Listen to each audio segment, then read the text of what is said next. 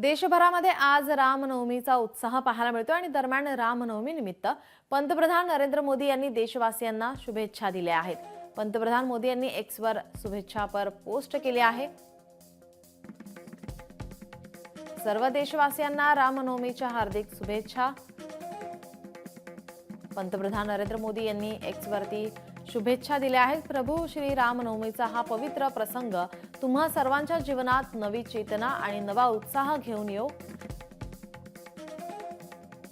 जो सशक्त, समृद्ध आणि सक्षम भारताच्या निर्धाराला सतत नवी ऊर्जा देत राहील। जय श्रीराम।